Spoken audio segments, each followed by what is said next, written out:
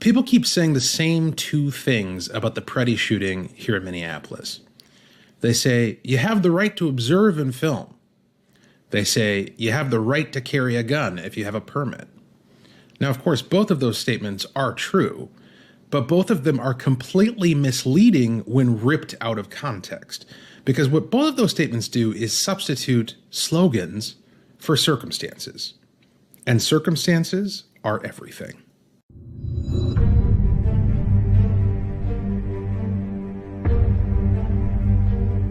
Let's start with the gun. Yes, in Minnesota, if you have a permit, you can carry a firearm. That's absolutely true. But every concealed carry instructor in this state will tell you the same thing. The moment you choose to carry a firearm, your responsibility goes up, not down. You don't become more entitled to engage in confrontation. You actually become more obligated to avoid it. Here in Minnesota, we have what's called a duty to retreat, which means if a judge later decides after the fact that you could have reasonably avoided a conflict, even if you felt threatened at the time, you could still go to prison for using your firearm. That's not theory. That's the real law here in this state. And anyone who teaches carry knows it.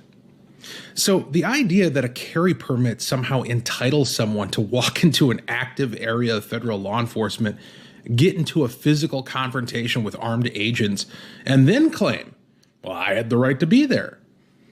That's not how any of this works at all. If anything, being armed creates an elevated duty to stay away from such volatile situations.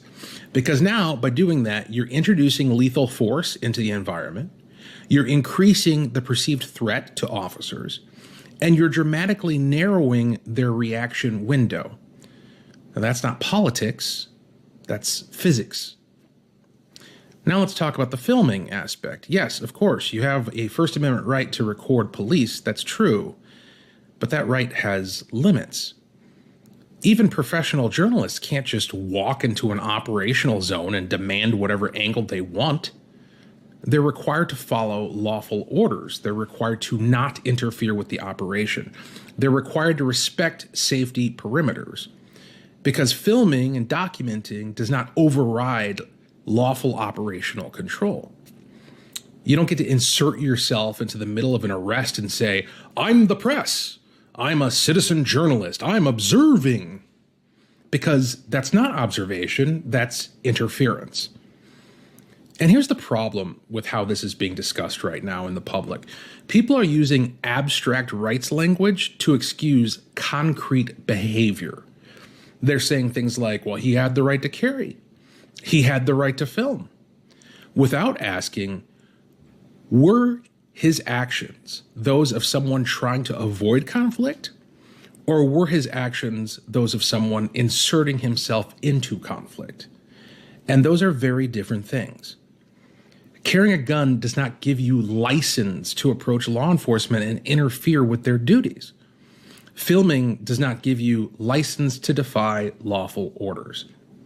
And neither of those activities creates immunity from the consequences when things predictably escalate. And this is where context matters. Was this a peaceful sidewalk interaction? Or was this the middle of an enforcement operation? And the answer is obvious. Was this passive observation from a distance? Or physical proximity and confrontation? Was Preddy retreating or advancing? Those questions shape the case, not your slogans. And here's what bothers me about the way this is being framed. It trains people to think that their rights are shields from consequences instead of responsibilities. It tells them, well, just invoke the magic words, gun rights, press rights, protest rights, and reality will bend around you. But it doesn't. Reality responds to your behavior. Law evaluates your choices and actions. And officers in the field don't have the luxury of freeze frame hindsight. What they see is distance, movement, compliance, resistance, threat posture.